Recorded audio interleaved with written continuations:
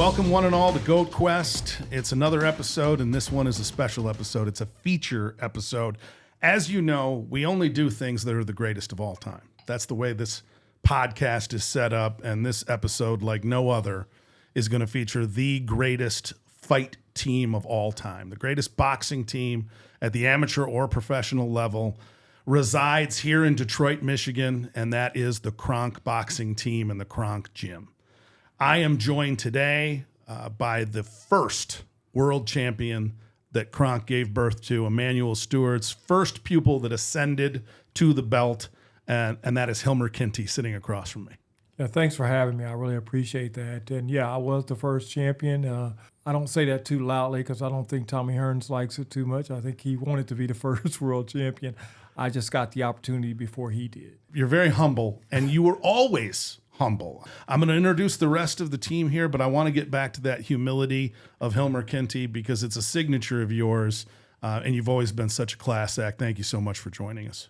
Thank you. I'm going to move over here to Third Chambers. Theo Chambers the third goes by Third, currently training one of the most famous and controversial boxers fighting today. Started out as a celebrity boxer and then has moved fully into legitimacy as his career has flourished under Third Chambers. Third, you've got Jake Paul coming up, and I can't thank you enough for joining us amidst all of the preparations that must be leading up to that. No problem, anytime. I'm like my friend John Lepak called me and he said, "Hey man, we're doing this podcast. Hilmer Kenty." I said, "Oh man." I said, my man, Hilmer Kenty. Because I remember him when I was like 6 years old, back in like 79, 78, as far as going to that KRONK Gym. And I still remember Hilmer. And then actually, like when I turned professional at 17 years old, Hilmer was right there. You got to see all the AAU, the Golden Gloves, all the great championships that you participated in with those KRONK teams. Mm-hmm. We are going to dig into all of that with you, Third, so I appreciate you being here and adding your expertise with such a relevant fight coming up. I mean, we might have on our hands here the trainer in the fight that is watched by more human beings than any fight in history coming up in November with Jake Paul and Mike Tyson. That should be a round of applause. And I also want to mention that that this is a virgin moment. You're a podcast virgin. Man, this is the first time that I've been called a virgin since the age of. It's been a long time. Oh, we've already had to mark the episode as explicit. Right there. Yeah. YouTube just gave us the explicit marking. And Hilmer, I can't believe you haven't been on a podcast up to this point. I have not. This is the first. Yes, I am a virgin on this one. KRONK's first world champion in his first podcast. I feel very honored. And last but not least in the introductions, I want to make sure I introduce the rebirth.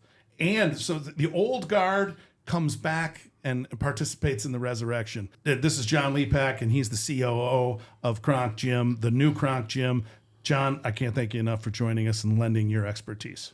Joe, thank you very much for having us, and it's just truly a pleasure to be here amongst my fellow KRONK brothers, gentlemen who've served as mentors, as friends, as brothers throughout the year, and so it's just very exciting for me to be at the table with everyone today. It is an exciting time in Detroit. I mean, for a lot of reasons. We're also going to be bringing Paul Body in later on in this conversation. You're going to notice that he has a funny accent, but that's only because he comes from the working class town of Manchester, England, and now is helping us give the rebirth to the KRONK Gym in another great working class town, the city of Detroit.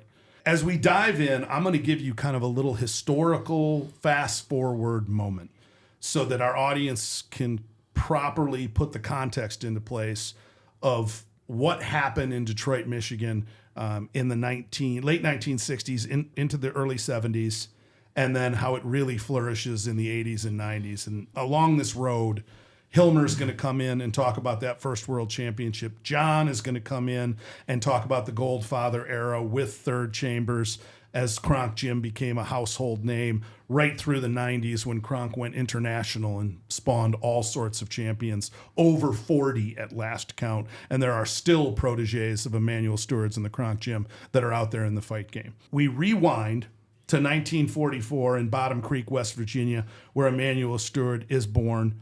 He's a coal miner's son, And he had a father that had some substance abuse issues. As Emanuel told me, he would be put into barn fights as a kid. They would have kids fight, and that was part of the adults' entertainment. Obviously, he did not feel that this was appropriate, but it toughened him up and it gave him an appreciation for the fight game at a very young age. When his parents divorce and his mother moves to Detroit, they arrive at the train station in Detroit, Michigan in 1956.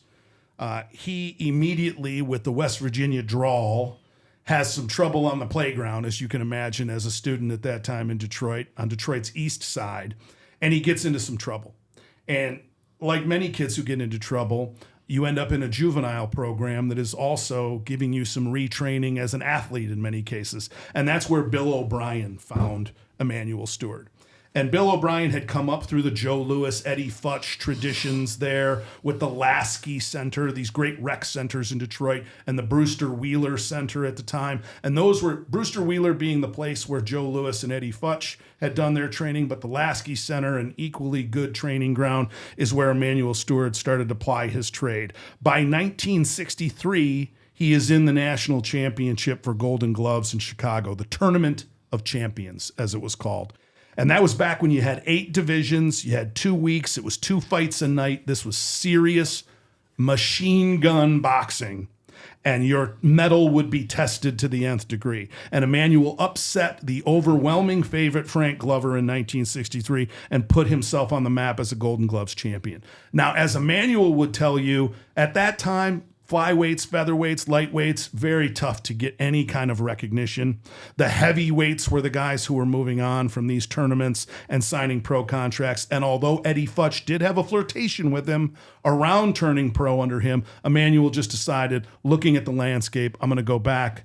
He marries Marie Steward, beautiful woman who still is with us today, championing KRONK, has 2 wonderful children, Sylvia and Sylvette, who are still part of the KRONK family, and he starts a life. But in 1969, he's asked by his father to help his half-brother as he's trying to become a boxer. So in 1969, he starts training him. By this time, he's on the west side of Detroit. So the training center and the rec center, built in the 1920s, named after John KRONK, a city councilman at the time, is the place where they decide to start training fighters. And from 69 to 71, not only does he train his brother to be a champion, but he defies all the odds and takes a group of young men, white and black young men. This wasn't an all-black neighborhood in Southwest Detroit.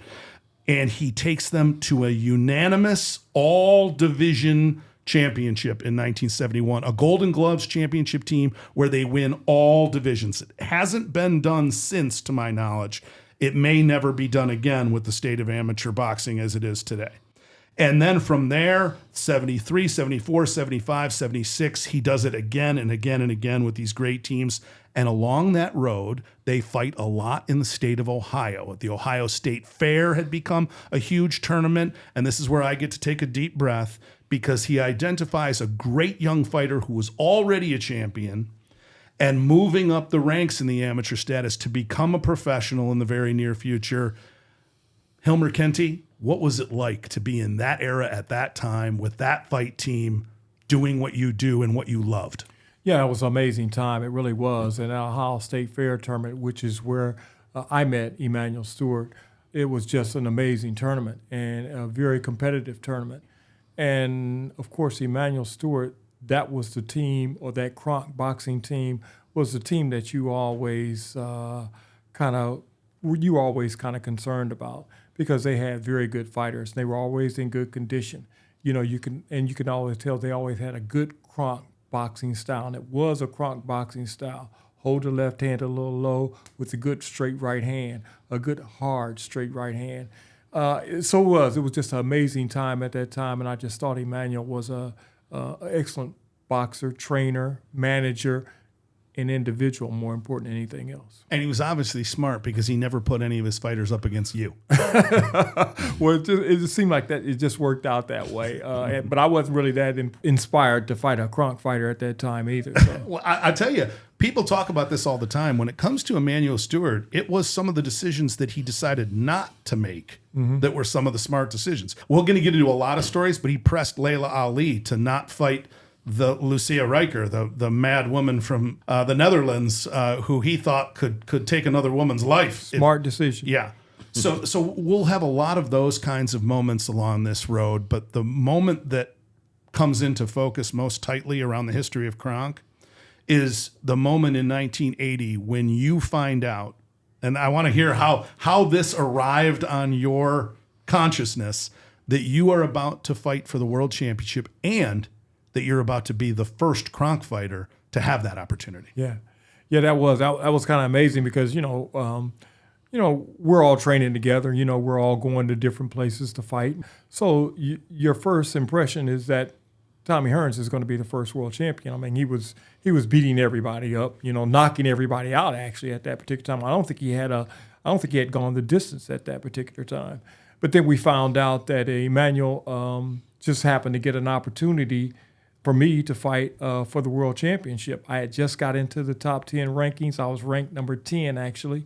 But Emanuel talked with the WBA and got me an opportunity to fight the world champion. And at that particular time, I have to be honest with you, I was saying to myself, only had like 16 fights. I said, I'm not sure whether I'm really prepared for this or not.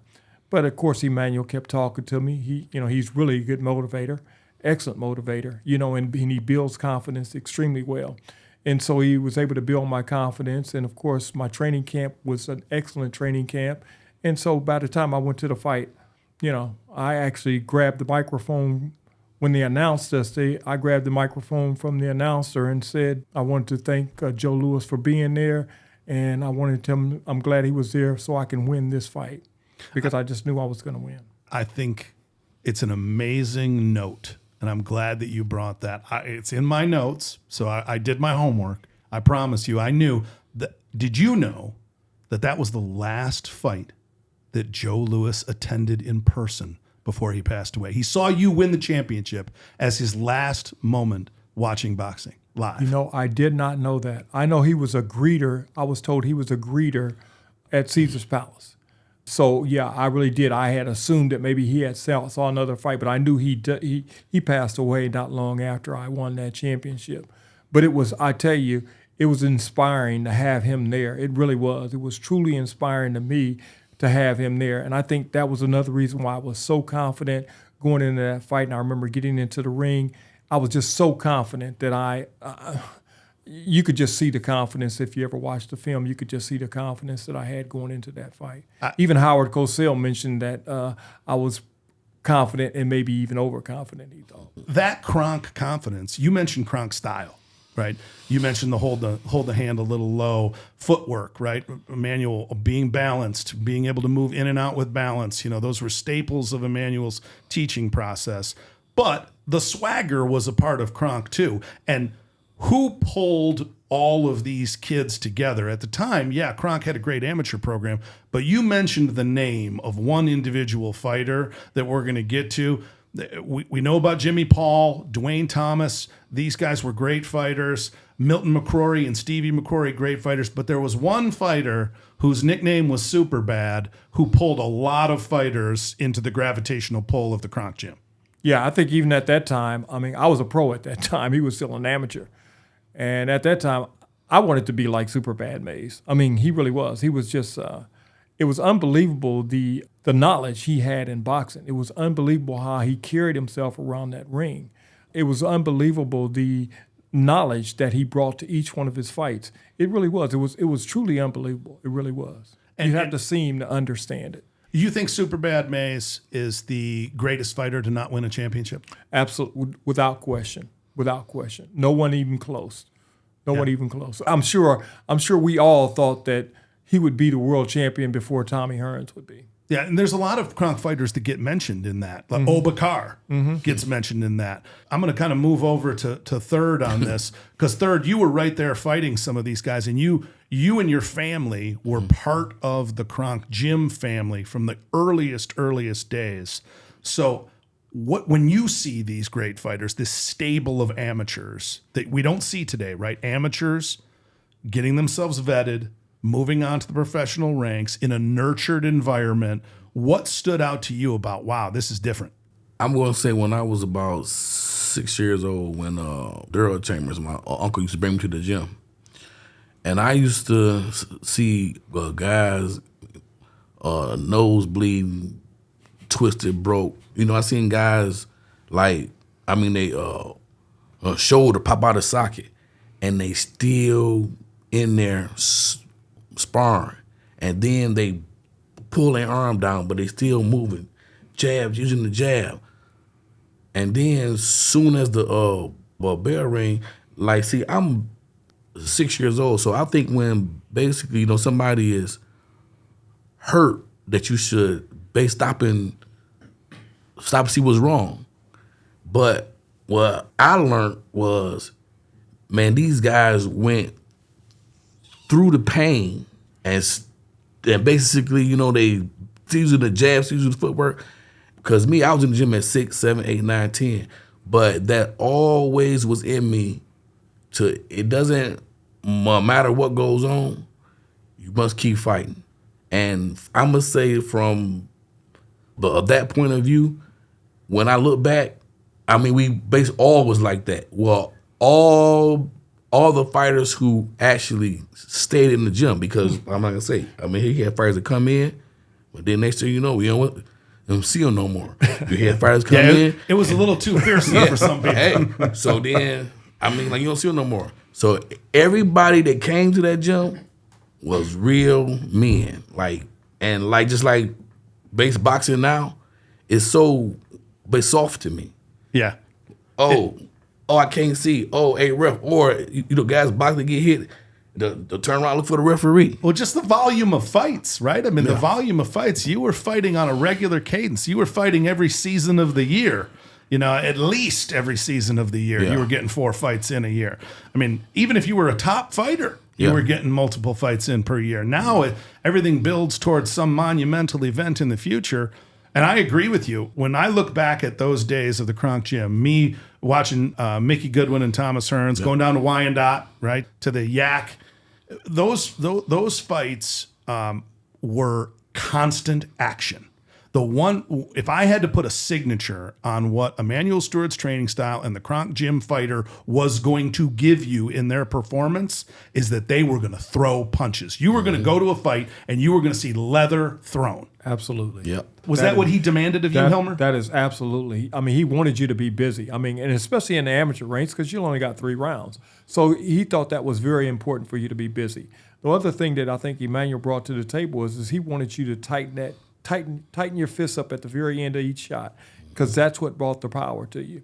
I thought he was excellent in the way that he taught his fighters. I'm going to kind of build around that. We talked about Superbad now. We talked a little bit about Obakar. There's some guys who didn't make it. One of the guys who did make it and then also got derailed was one of your family members. Yeah.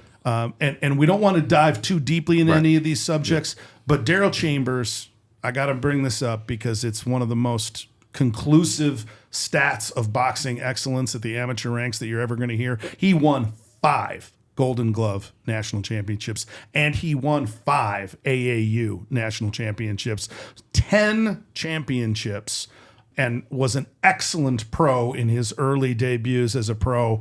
Obviously, he ran into some legal problems, but you said to the very end, he was not apologetic and still a lover of the family all the way through his legal troubles. All the way through.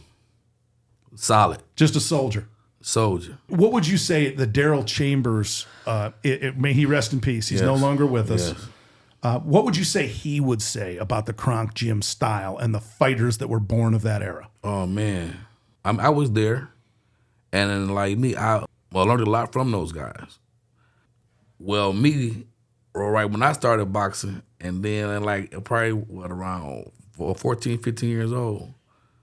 I mean, it's crazy because thinking about it, right, he used to tell me, oh, man, you couldn't do nothing with us when we was, man, you couldn't do, but me, I was a killer. Me, Oba, Cotty King, Marlon Thomas, I mean, couldn't nobody beat us in the States. Every weight class. Yes. The KRONK team won every weight Regional class. level. Man, we all went to the national tournaments. And for like him to tell me, man, you wouldn't have lasted. I said, shit. I don't know too. But I will say those guys are base built different. From I'm a man right here, Hilmer Kenty, the Daryl Chambers, Arthur Lawhorn. It's the guys that you don't know. I mean, guys that you hear about. Yeah. Everybody hears about Tommy Hitman Hearns. Everybody knows that he won 7 belts. Yeah. He's one of the great all-class world champions of all time. But there's a lot of guys that helped him get there that were sparring with him in the gym. Them tough guys, man. Gritty. And when you got to go through miles of broken glass, you come out the other side with some tough skin. That's right. Pressure make diamonds, they say. And Pressure makes diamonds. And trust me, it was a lot of pressure in that gym. And there was a lot of diamonds. A lot of diamonds. I love that though, because another thing that that Emanuel used to espouse, there's a lot of cliches, right? Yeah. I'm gonna turn the thermostat up so high the walls are gonna sweat. Yes. Right. We heard that one. You're gonna stay busy or you're gonna get loose. The way that Emanuel approached this, I've heard from numerous fighters over the years that they actually, because you knew on Monday morning you had to show up at the gym and get busy, a lot of guys said, if I was going to go out drinking, I was doing it on Wednesday or Thursday, because if I went drinking through the weekend, Monday morning, I might lose my life. Hey, except for one person, and that was Bernard Mays. Bernard Mays could do whatever he wanted. Hey, from what I know, I mean, like the story that was told to me, like basically, right, he was coming to the gym, reeking alcohol, and would So he was the one. No, and would get in there and whoop everybody's tail. Still, Yeah. They say about Mozart, right? He could just play. Yeah. He didn't need the music in front of him. He could just play. Yeah. There's some guys like that. I completely understand. So Hilmer Kenty wins the belt in 1980. You defended it 3 times. Even through illness, you might want to tell us a little snapshot of that. I know one fight you weren't 100%, but you still gutted it out and defended the title. Yeah. So yeah, there was a couple of fights that I went through that. One of them I remember I caught leg cramps, severe leg cramps. I think it was in the 12th round, and I was able to get through that 12th round, and of course it was easy for me to win the fight because I had outpointed the guy all the way through the fight. Vilmar Fernandez. I think that was my 3rd title defense. But then of course I fought when I lost the championship against Sean O'Grady. I fought with a severe cold, and I probably shouldn't have done that. But I think as a KRONK fighter, I think you always think you're better than the next guy, and you always think you can do it. You think you can fight through anything. I just think that was a staple of the KRONK organization. I've got to tell you this story just because it's so close to my heart. My father had that fight on VHS tape. Mm-hmm. And you know that we grew up in a time in Detroit when there was plenty of racial strife around. Mm-hmm, mm-hmm. And my father was so disappointed. My father, an Irish American who loved Sean O'Grady, was so disappointed when Sean O'Grady beat you. I said to myself, Detroit trumps all bullshit. That's right. You're a Detroiter before you're anything else. Right. But it didn't matter if the Pope was fighting. If he was fighting somebody from KRONK, my father wanted the KRONK guy to win. KRONK guy win, yeah. That's something. That's one moment that I'll never forget. But then Thomas Hearns does win the belt. Yeah. As you predicted, by the way, because again, you're so humble. Even in your post-fight speech, you said Thomas Hearns is going to be the next champion. Yeah, I don't think that was much of a prediction. I think everybody knew that. I mean, I think Tommy was just so amazing. I mean, his first 17 fights, I think, was all knockouts. I don't think he went the distance until it was like he was 20th fight. So he was just not only was he a big puncher, but he was an actual technician in the ring. I mean, he knew how to outbox a person if he needed to. And of course, he could also knock him out. I just have such a hard regard for Thomas Hearns. He was, and not only that, he knew he was good, but he also continued to work harder than anyone in that gym. And that's always the contagious spirit of KRONK, right? That's right. The fighters get in, they put in the work, they know that that's demanded of them. And that gives birth to the Goldfather era. And now I'm going to introduce the voice that hasn't been heard on our panel. John, you were there for the tail end of this. You saw this and then catapulted as that program, the Goldfather program, kind of gave birth to more and more professional fighters. Run down for me kind of like what you felt that the KRONK Gym embodied when it pulled you in. It was magnetic. I mean, growing up in Detroit, I grew up just blocks away from the original gym. I grew up over on Michigan Avenue in Livernois, which is southwest Detroit. And it was interesting because you're hearing, we're from the era when you had like turn the knob on the TV, you know, we got the tinfoil on the antennas. So you waited for those Saturday mornings and you saw the replays on the ABC Wide World of Sports, Howard Cosell. So I saw Hilmer, I saw Tommy. You waited for the replay of those fights, you know, and when they would show the recap after the Pino Cuevas fight, etc. So when I first started to go over to KRONK, it was interesting for me because I would ride my bike over, and I used to play sports as a kid, but my interest was always to go downstairs to the gym. So I actually didn't go down and start training in the gym until it was the summer before my freshman year. It was about '88. So I would train in the summers, and then after I graduated from high school, I started training full time. So I got to see, as you said, the tail end of the Goldfather era, if you will. We called it the class of '88. That was with Oba, Michael Moore, Frankie Lyles, so many great, Leonzer Barber, so many great fighters that came out of that. That was the last class of real KRONK fighters in the gold that you saw. Then it was interesting, when I returned upon graduation from high school in '92, everyone was gone. Now, of course, I knew what was going on because I had already been working for Emanuel and promoter Bill Kozerski at the time. I was basically an errand runner. But it was during that just a brief 4-year window when all of the success almost came to a grinding halt, which we'll get to in the next chapter of Emanuel's career as well. Yeah, so that's a great segue. Up to that point, because I want to make sure we give everybody their due. You still got Dwayne Thomas, Jimmy Paul. We mentioned the McCrory brothers.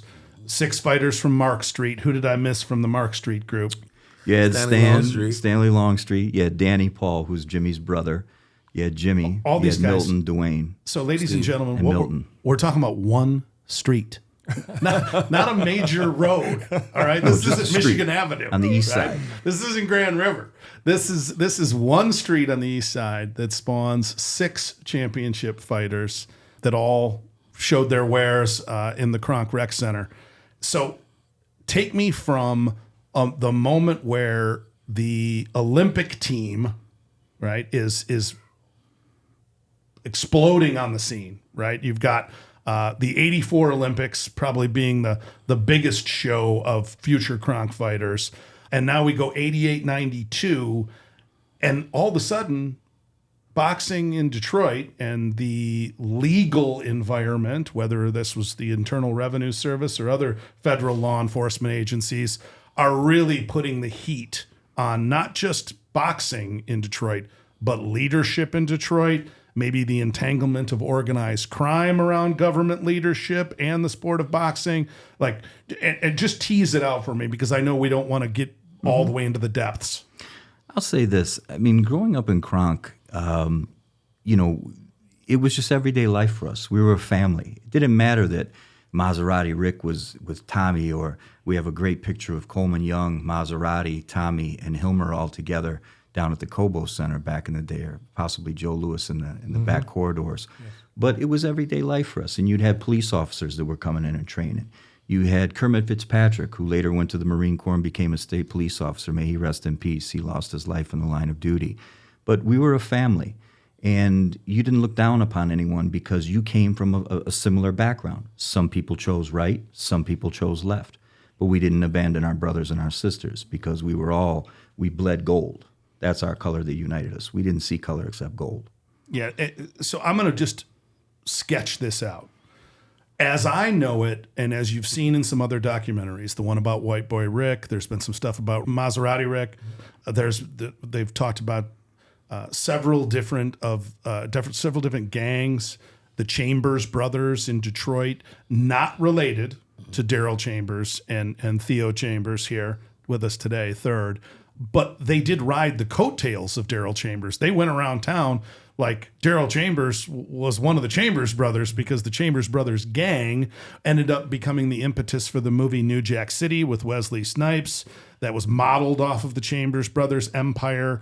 This was a crack cocaine era in not just Detroit, but cities all over the country. It was also, sadly, the HIV era, so intravenous drug use was a dangerous game unto itself. And amidst all of that kind of social turmoil, there were some federal law enforcement agents that really wanted to make their careers off of connecting boxing to law enforcement, to Mayor Coleman Young's office, to Gil Hill and the chief of police. You know, the famous Gil Hill not wanting the KRONK Gym to be quite tightly associated with Beverly Hills Cop, the movie when he's in it. Now we see Matthew McConaughey playing White Boy Rick in movies, and all these things have kind of seemingly been rewritten by history. But at the time, John, this was a very serious affair, and whether it was legitimate or illegitimate, because all things are a little bit of bullshit and a little bit of reality, right? Somewhere in the middle is where the truth usually lies, and a lot of that heat landed on Emanuel's shoulders in KRONK Gym. It did, and I'll say this respectfully: where there's smoke, there's going to be a little bit of fire. But again, to go back, we grew up with these guys. Okay, so it was nothing for Maserati Rick to come down and bring $50,000 in a shoebox and say, hey, do you need shoes? Is the gas bill paid? Did you get good grades on your report card? Are you showing up for school? And hand out cash to the kids. Just like Wesley Snipes in the movie New Jack City. I mean, this was very Van much Peebles. Van Peebles modeled that script on what happened in Detroit. And the flip side is I was told, because I wasn't there, but I was told the story by the gentleman who ran the promotions, said Maserati would show up. Now, here's a guy that's full-length mink coat, pulled up in, the most exotic car on the road at the time. But he would say, do you need help carrying the ring cards down? Do you need the buckets put in the corners? See, boxing is the Wild West of sports. It's not like the NFL where you come through the NCAA and then you go into, you have all these screening mechanisms and support mechanisms. We had a manual. We had Third's parents. We had Walter Smith. We had other mentors. Oh, I'm glad you brought up Walter Smith. What a fantastic human being. But we that was our support system. So again, we didn't look at these guys as villains, regardless of what they may have done. I'm not condoning any of it by any means. But to us, they were still our brothers, and we were loyal to this day to our KRONK family. And Hilmer, did you get a sense during any? And I know that you, as we've discussed, you retired gracefully. You walked away from boxing with no regrets as a champion, and then went into your business life and took that same championship mentality into your achievements later on. But did you get a sense at that moment in time, late 80s, early 90s, that the pressure was getting a little too hot? I'm sure it was. I mean, I just, whether it was legitimate pressure or illegitimate pressure, I knew you're going to get pressure in boxing because boxing was so big at the time.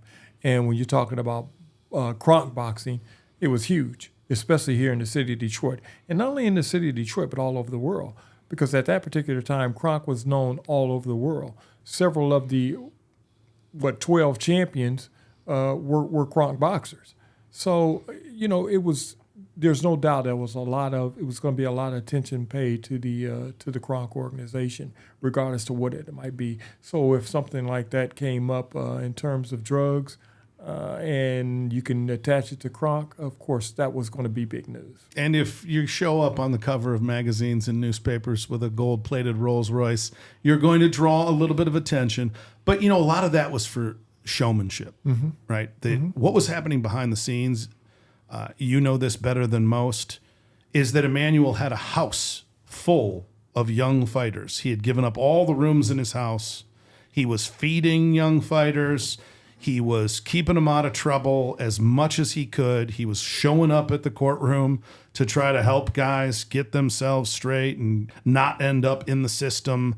You know, people can criticize Emanuel, but the rest of boxing, when the good Lord sits at the holy gate and has that scorecard in their hand, my bet is that there's a lot more notches on the plus side for Emanuel Steward to get passage than there is going to be on the negative side. Yeah, I think Emanuel really did. I think he wanted to see a lot of those fighters reach their full potential.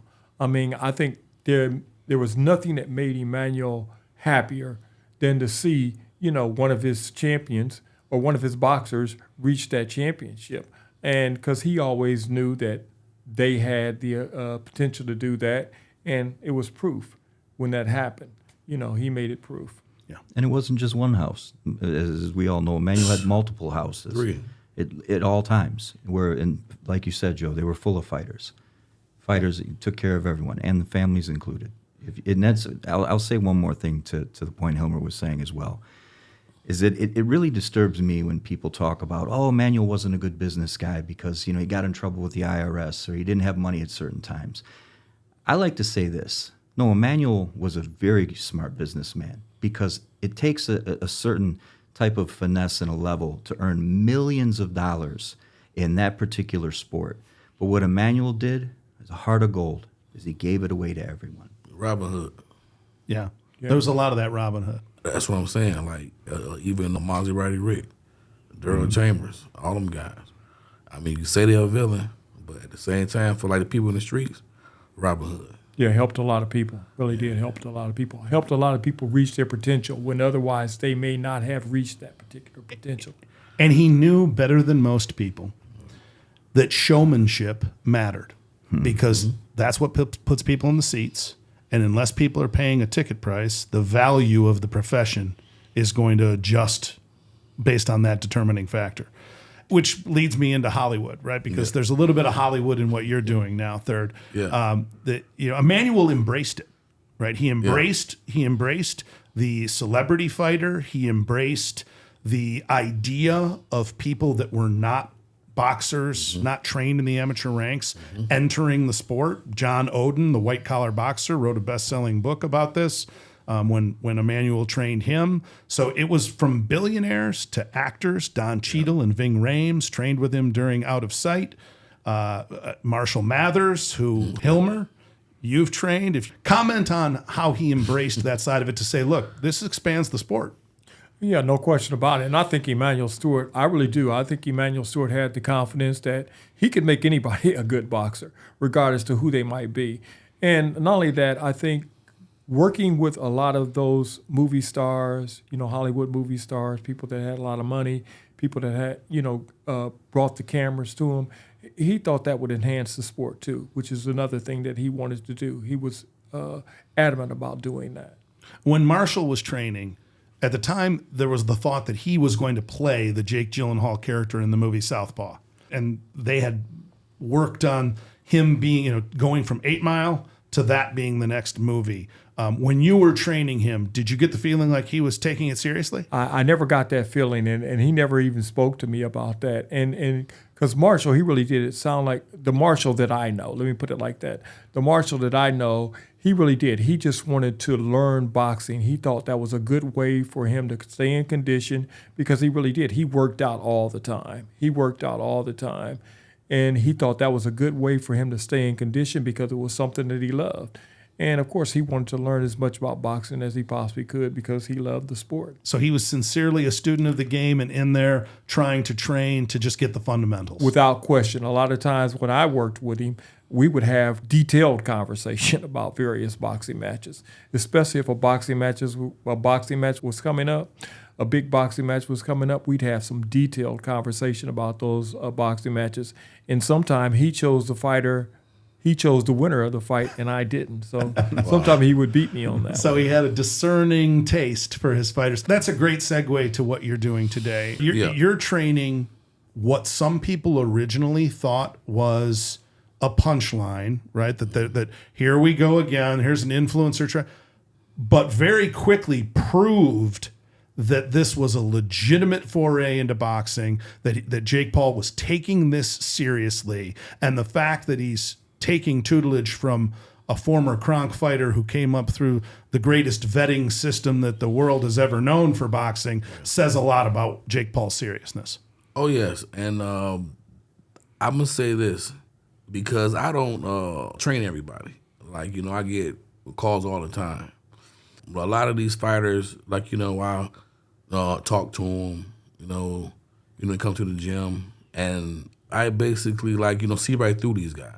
Like, he didn't want to fight, or, he just doing this, just to say that basically, I'm a boxer. Well, I don't want those people. And, like, when I saw Jake Paul and I saw him fight, I seen he had heart. I seen that he worked hard. And that's, like, the only reason why I chose to basically work with him.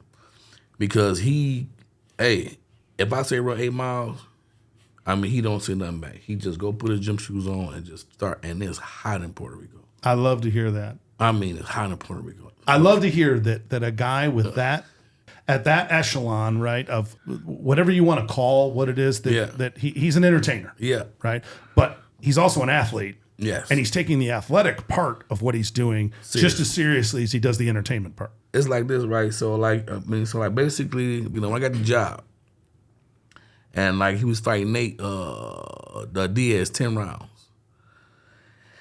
And I'm purposely took him through a, real boxing training camp where I took him through hell. I tried to basically make him have a first thought, second thought, third thought. And I say, damn, man, this kid got all his money. Like, he can basically call me any day and say, hey, man, fuck this shit. This is what it takes to be a fucking 10-round fighter or a fucking world champion. Hey, man, y'all can have this shit. Give up. So when he went through all that, and I said, like, he really wants to do this. You boot camped Jake Paul's ass, and he came up fighting. Yep. Yeah. Purpose. That's all I need to. We were talking about this before, but Yeah. I go back to Teddy Roosevelt's great quote, right? You can take all the critics in the world and they didn't worth a hill of beans. It's the man in the ring, the man in the arena that puts his guts on the line. Yes. And this kid is doing that. And like Thur said, I think as a trainer, you see that before anybody else. Yep. You could tell whether that person is committed to doing that job. You can tell. And like Third said, as Marvin Hagler put it best, it's hard to get up and run at 5 a.m. when you're sleeping on silk sheets. Yeah. And, in Jake's case, driving a couple Ferraris as well on top of it. Triple silks. Yeah, this is the perfect segue. Again, Emanuel understood showmanship. KRONK Gym had that swagger. And now that swagger is going to be returning. I mean, we are amidst the ownership of the new KRONK Gym. You can call it KRONK 2.0, KRONK Gym Reborn, Revived, Resurrected. What I love about it is that the passion that, John, you have, and Paul, who we're about to bring into this conversation, have really embodied, because it is about being working class. It is about supporting the amateur program. It is about family, which you've done a great job of incorporating family. And above all else, it has to live and breathe in the city of Detroit. This isn't one of the things that Emanuel Steward, he greatly appreciated Motown and Berry Gordy, but he greatly hated the fact that Berry Gordy picked up Left Town and went to L.A. He hated the fact that Eddie Futch left town and went to L.A. and didn't come back as often to those Detroit roots. He always wanted, even when and it was demanded of him often. I was with him at the La Brea gym in Marina Del Rey. I was with him all over other locations. He always made sure that home base was Detroit, and that is going to continue as KRONK is reborn. So we're going to take a quick pause. We're going to plug Paul in, and we're going to talk to you on the other side in the KRONK Gym episode of GOATQUEST. If you liked that episode with the big fight coming up, Mike Tyson versus Jake Paul, we've got a second episode on this topic where we'll have Third Chambers and the rest of the KRONK crew in the studio again. Come back to us for part 2.